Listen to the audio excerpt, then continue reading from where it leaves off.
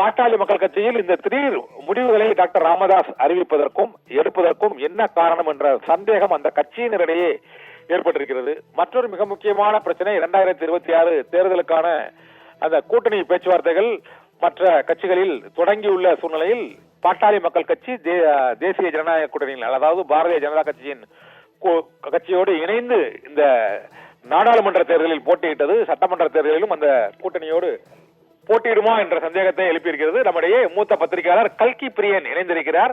அவரிடம் கேட்கலாம். பாட்டாளி மக்கள் கட்சியில் இந்த டாக்டர் ராமதாஸின் திடீர் முடிவுகள் அறிவிப்புகள் தொடர்பாக கேட்கலாம். பிரியன் சார், வணக்கம் சார். வணக்கம் சார்.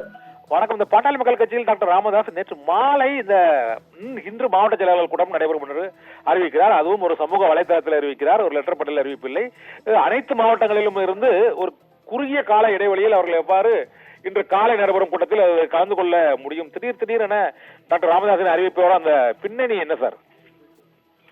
அதோட பின்னணி என்னன்னு பாத்தீங்கன்னா, இப்ப அவருக்கும் அன்புமணிக்கும் உள்ள கருத்து வேறுபாடு பளிச்சுன்னு வெளியில எல்லாருக்கும் ஒரு பப்ளிக் டொமைன்ல பொது வெளியில இருக்கிற ஒரு விஷயமா தான் நம்ம பாக்குறோம். சோ அதனால அவரை பொறுத்த மட்டும் என்ன நினைக்கிறாரு, இந்த முடிவுகள் எல்லாம் நான் தான் தான் எடுப்போம் அப்படின்னு ஒரு விஷயத்த அவரு சொல்றாரு. மாவட்ட செயலாளர்கள் கூட்டத்தை கூட்டி ப்ராபபிலி அவர் இந்த முகுந்தனை இளைஞரணி செயலாளராக அப்பாயின் பண்றதுக்கான விஷயங்களுக்கு அதுக்கான முயற்சிகளை எடுக்கிறதுக்காக கூட்டி இருக்கலாம் ஒருவேளை. அதான் தன்னுடைய மேலாண்மை இன்னும் இருக்கு கட்சியில அப்படின்னு காமிக்கிறதுக்காக. அவர் நிறுவனரா இருக்காரு.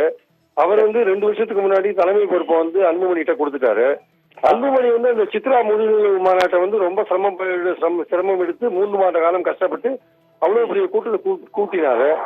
அந்த கூட்டத்தை தேர்தலை நோக்கி போகும்போது அந்த கூட்டணிகள் எல்லாம் சேர்றதுக்கு இது போன்ற ஒரு கூட்டத்தை காண்பிப்பது என்பது கூடுதல் ஒரு பலமாக கருதப்படுற இந்த காலகட்டத்துல அவ்வளவு பெரிய கூட்டத்தை கூட்டியும் கூட அன்புமணிக்கு ஒரு பாராட்டும் தெரிவிக்காம கிட்டத்தட்ட டாக்டர் ராமதாஸ் அவர்களின் பேச்சு கொஞ்சம் அவசரமான ஒரு பேச்சா முடிஞ்சு போனதை நம்ம பார்த்தோம். இது கட்சிக்காரர்கள் கொஞ்சம் கூட விரும்பல. ஆக்சுவலா அவங்க பல பதிவுகள் என்ன போட்டாங்கன்னா, டாக்டர் ராமதாஸ் அவர்களை நீங்கள் ஓய்விடுங்கள் அப்படின்ற அளவுல தான் பதிவுகள் எல்லாம் போட்டாங்க.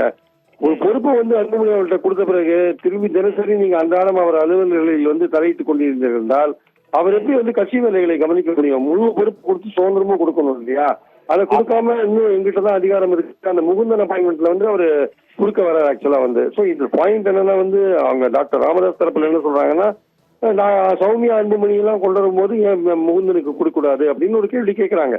அது இயல்பான நியாயமான கேள்வியாக இருந்தால் கூட அன்புமணி அவர்கள் பதில் என்னவா இருக்குன்னா, நான் சரியான நேரத்துல சரியான சமயத்துல நான் கொடுக்குறேன், இப்ப நேரம் சரியில்லை, தேர்தல் நோக்கி நம்ம போகும்போது குடும்பத்தில் இருக்கிற ஒருத்தருக்கு கொடுக்க வேண்டாம் அப்படின்னு அவர் சொல்றாரு. இது அவங்க குடும்பத்துக்குள்ள இருக்கிற பிரச்சனை. இது கட்சிக்கான ஒரு பிரச்சனையாக, கட்சியில் இருக்கிற தந்தைக்கும் மகனுக்குமான ஒரு பிரச்சனையை ஒரு கட்சி நிறுவனருக்கும் கட்சி தலைவருக்குமான ஒரு பிரச்சனையாக மாறுவது என்பது நிச்சயமா அந்த கட்சியின் எதிர்காலத்துக்கு கொஞ்சம் கூட நல்லது இல்ல. ஆக்சுவலா அன்புமணி அவர்களின் பொறுப்பை ஒப்படைத்த பிறகு முழு சுதந்திரத்தை அவரிடம் கொடுத்து அவர் தலைமையில் கட்சியை நடத்த அனுமதித்து விட்டு வழிகாட்டியாக ராமதாஸ் அவர்கள் இயங்க வேண்டும் என்பதுதான் கட்சிக்காரர்களின் கருத்தாக இருக்கிறது. அதனால்தான் இன்னைக்கு கூட்ட மாவட்ட செயலாளர் கூட்டம் ரொம்ப குறுகிய கால இடைவெளியில கூட்டினா கூட அதிக பேர் வந்திருக்கலாம். வராத தமிழ்நாட்டுல 8 மணி நேரத்துக்குள்ள தமிழ்நாட்டுல எந்த இடத்துக்கு வேணா போக முடியும் நம்மளால. பாயிண்ட் என்னன்னா அவர் அன்புமணி பின்னாடி எல்லோரும் அணிவகுத்து நிற்பதன் காரணமாக டாக்டர் ராமதாஸ் அவர்கள் கூட்டிய கூட்டத்துக்கு அன்புமணியே போல என்ற விஷயத்த நம்ம பாக்குறோம் நம்ம.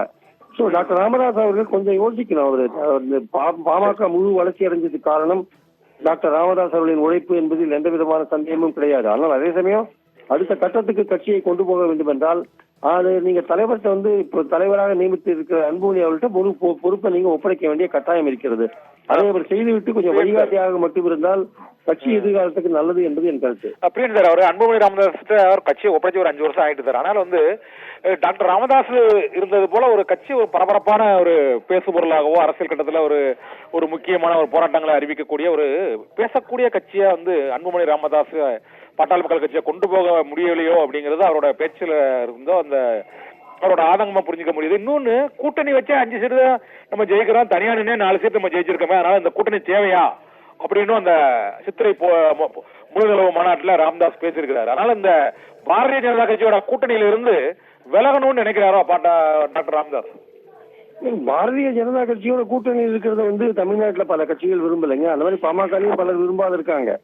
ஏதோ ஒரு கம்பல்ஷன்ல அதுல இருக்கிறதா நம்ம வச்சுக்கலாமே. ஆனால் அதே சமயம் 2024 பாராளுமன்ற தேர்தலில் வந்து அதிமுகவோட தான் கூட்டணி சேரணும்னு டாக்டர் ராமதாஸ் சொன்னார்னு ஒரு கருத்து நிலவுது. ஆக்சுவலா அந்த மாதிரியான கருத்து வந்து சரியில்லை என்பது என்னுடைய கருத்து. ஏன்னா சரி 21 தேர்தலில் வந்து அதிமுகவும் பாமகவும் ஒன்னாதான் இருந்தாங்க.